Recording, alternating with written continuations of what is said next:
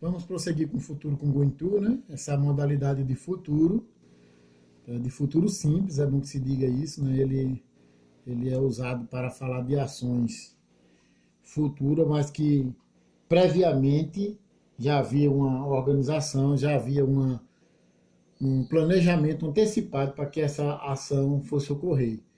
Pode ser que ocorra ou não, porque algo no futuro fica sempre a lacuna de interrogação, né? Mas se essa sentença ocorreu de fato no futuro, era porque ela tinha sido planejada com antecedência. Então, só relembrando, vocês já pegaram já a estrutura dele, que é o verbo to be, em todas as formas, que eu apresentei na última aula, uma tabelinha que já contava com isso, não pode faltar. É bom que vocês recordem o seguinte, eu estou falando de futuro, mas o verbo to be é no presente, porque ele é um auxiliar, ele é um ajudante, e isso ocorre com alguns tempos verbais. O verbo to be tem essas particularidades, né? Ele aparece em outras situações também. Eu encontrei em certo momento um aluno que dizia que o professor passou o ano todinho trabalhando o verbo to be e ele achou que o professor não sabia. E eu disse para ele, rapaz, parabéns que ele conseguiu, né? Porque o verbo to be começa nas séries iniciais, vai até as séries finais, então se ele conseguiu num ano, beleza, né? Porque a gente acha que só vai aparecer o to be no presente, como ele é ajudante, como ele é auxiliar, vai aparecer também em outras situações, tipo perguntar uma idade, fazer futuro com going to, aparece isso, presente contínuo, passado contínuo, tudo isso aborda o verbo to be, certo? Então vamos ver aqui. Então, aqui aquela. Lembra desse filme? De Volta para o Futuro? Então, as formas afirmativas e interrogativas e negativas são feitas pelo mesmo processo que você aplica ao verbo to be. Então, para isso, você teve uma tabela que foi apresentada para vocês na semana passada, na aula anterior, que já ilustrava o to be em todas as suas formas. Isso aí. Lá, se tiver alguma dúvida, reveja a aula e confira essa tabela. A partícula que indica essa modalidade de futuro é o going to, portanto ele vai aparecer em todas as sentenças, já está dizendo. Esse é o nome do assunto, going to. E na hora que você vai traduzir, não é que ele tenha a tradução, mas ele é traduzido como se fosse o verbo ir, tá? Você vai pegar uma estrutura e vai observar que muitas vezes esse going to ele não tem, ele só é indicativo de futuro, mas na tradução parece que ser o verbo ir. Parece, não é, mas parece. Essa forma gonna é a mesma coisa que going to, mas quando se trata da norma padrão, obriga-se a utilização de going to. Mas se for na coloquial, na situação do dia a dia, em muitas situações vocês podem observar que o going to fica substituído por gonna, certo? Esse daqui é o substituto na forma coloquial, da maneira mais simples. Essa é a linguagem do dia a dia, que a gente chama. Qual é a formação para a estruturação das sentenças com essa modalidade de futuro simples? Ó, você vai pegar o sujeito, não é isso? Aí é só lembrar dos pronomes. Quais são as possibilidades de sujeito, né? A gente tem como possibilidade de sujeito a primeira situação, os pronomes pessoais. No caso reto, I, you, he, she, it, we, you e we.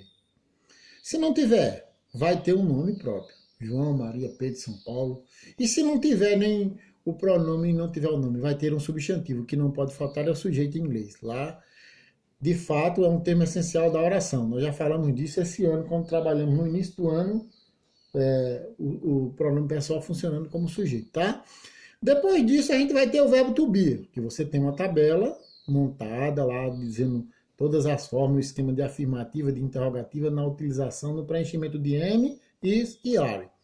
Depois você vai ter o going to e o verbo no infinitivo sem TO. Aqui vai ser impossível o cara errar, porque se você pegar o verbo, que vai ficar normalzinho, sem alteração nenhuma, e de colocar o TO duas vezes, você percebe que está errado. Então o TO daqui não é do verbo do infinitivo. O verbo fica no infinitivo sem o TO. O TO que aparece é o TO do going to. Tá certo? E por último, o complemento. Então eu tenho aqui, por exemplo, ele vai viajar na próxima semana. Ou seja, o cara vai viajar na próxima semana, mas agora ele já tem isso planejado, já está na mente, já comprou a passagem, já está tudo certinho, horário e tudo. Então, como é que vai ficar estruturado isso aqui? Ó? Ele é he, né? Aí o verbo to be, que acompanha he, não é isso? Ó, então ele tem aqui ó, o sujeito, né, que é he, depois ele tem o verbo to be, que é is, depois ele tem o going to, o verbo viajar é to travel. O que é que se fez? Colocou o travel sem o TO, porque o TO daqui já é o TO do infinitivo. Então ficou travel, né? E quando é que ele vai viajar desse jeito? Next week. Então já tem planejado. He is going to travel next week. Então ele vai viajar. Por isso que eu disse, ó, essa tradução aqui, se eu fosse traduzir ao pé da letra, ficaria ele está indo para viajar na próxima semana. Vê que tradução diferente. Porque aqui é uma acomodação para a tradução. A literalidade aqui de traduções normais não funciona em determinadas situações na língua inglesa, tá? Bem, baseado nisso aqui, você observa na sua tabela que nós, para fazermos a interrogativa, é só inverter a posição do sujeito e do verbo. Então, ao invés de he is, passou a ser o quê? Is, he. Só inverter, ó. Is he going to travel next week? Ele vai viajar na próxima semana? Tradução no mesmo sentido, entonação de pergunta e acabou. Zé Fini. E a negativa, né? A negativa que aqui eu coloquei normal, mas poderia ser o is not, poderia ser isn't. Né? Eu acho que lá naquela tabela de vocês eu apresentei uma forma negativa que pode ter essa possibilidade. Mas aqui está normalzinho.